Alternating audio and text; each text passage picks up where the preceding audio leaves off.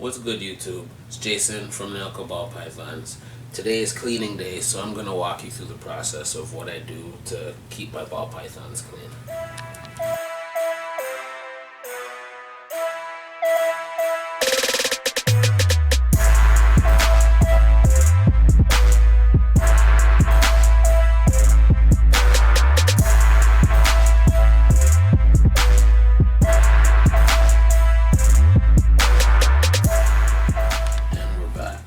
So anyone watching my channel obviously is going to be interested in what's the best methods of keeping and care for your ball python. In my opinion, one of the fundamental things that you got to do for the health and happiness of your ball python is proper cleaning. If the snake isn't living in a clean, nice environment with fresh water, in my opinion, then there's no way that animal can be happy or healthy or thrive. So come on and let's have a look at how I do things. As you can see, I have this really nice bumblebee sugar who is just shed out. She's looking really thick and really nice. Butter tub, as you can see, not so much. So I'm going to put her away safely so I can work, and we are going to clean up this tub. Now, one of the things that some people, let me start with this, some people are just going to remove all the bedding and put in fresh bedding, fresh water. I personally don't do that. What I will do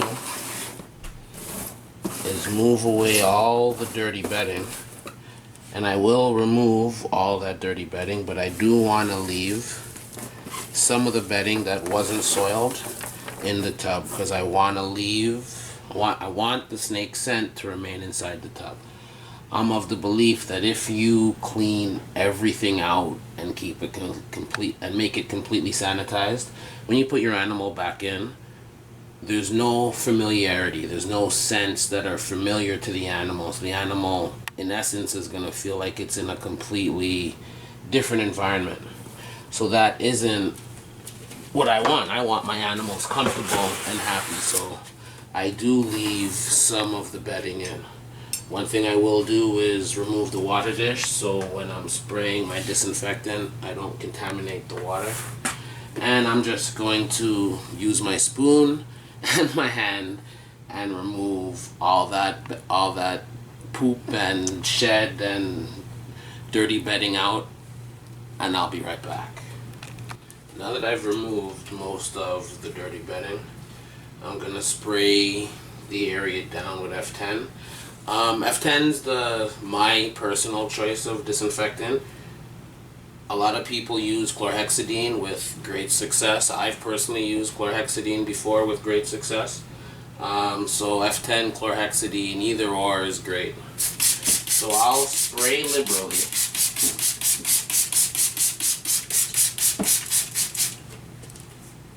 And just with regular paper towel, wipe it down. Again, you want to remove your water dish, because the last thing you want to do is get the F10 inside the water dish and contaminate your dish. Or contaminate the water inside the dish. So I'm going to make sure I wipe down all the surface.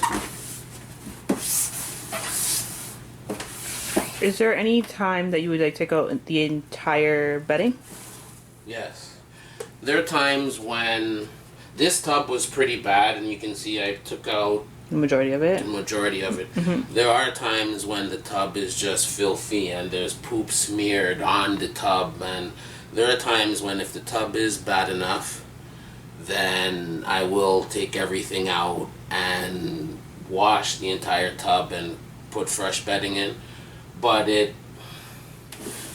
this is preferable. It really has to be a tub that for whatever reason the snake soiled everything, or of course after a female lays, you're gonna clean everything out and put in fresh bedding. Okay. So I'm going to put fresh bedding into this tub, and we'll be right back. All right. I've put in fresh cocoa in the tub. Now what I want to do is just top up the water dish. So you're not gonna give the snakes fresh water? No, ball pythons prefer dirty, moldy water. What? No, what I do is in 2 or 3 days, I'll go through the whole collection. I have all the ARS racks have the molded deli cup holder, or I use the PVC couplings to hold the deli cup. So I'll go through 2 or 3 days. I'll go through the whole collection and change deli cups and put in fresh water. It's just another excuse for me to go through and check the spot clean a second time and to just look at animals. So I'll do that later on in the week. But what I will do now is top the water dish up, just to make sure that the animal has sufficient water. Okay. Do you spray the bedding a bit for humidity, right? Actually, I have the tub here. I don't spray the bedding, Okay. but when I mix, the cocoa comes in a dry brick. So when I mix the tub of bedding, I'll add water to it. So by the time I'm putting it into the tub,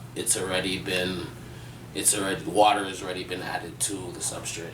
Okay. Alright, just a heads up. One thing that's forgotten by a lot of people, every 6 months, 2 months, you need to clean the tops of your racks.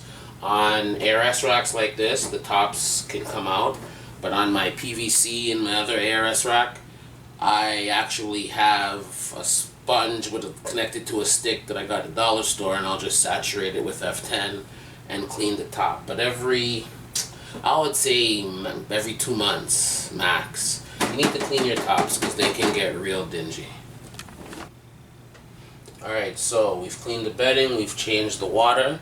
The last thing you want to do before you put the animal back, this is your opportunity to look at the animal, look at the size, look at the health, look at the head of the animal, make sure there's no mucus or anything from it, and just to look at and take in the beauty of the animal. Because if we're not taking the time to look at how beautiful our animals are, guys, why are we doing this? Came across this animal and I thought I should speak to it. So here I have a really nice lesser Enchi pastel that is going into shed. The tub's clean, but she's going into shed. So what I'll do is, as usual, top up the water dish, and I'll just give her a spray. Don't worry, girl.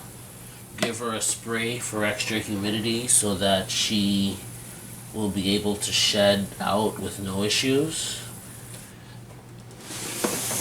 And we are good. And that wraps up this video. And again, guys, if we're not taking proper care of our animals, if we're not making sure that they're in a clean, healthy environment, then you cannot expect to have a healthy, viable collection. Okay. And till next time, please remember, like, subscribe, share, comment, ask questions, and till next time, take care. Peace. As I am thawing out the rats and getting ready to feed, I thought I would just share this ovulation with you guys. One of my most anticipated clutches of this upcoming season. You're looking at a big ovulation from an Orange Dream Enchi, and I bred this girl to an Orange Dream Fire. So I'm looking forward to possibly producing some Super OD stuff. We can just hope. And you can see the big, right there, the big swelling of this girl's ovulation.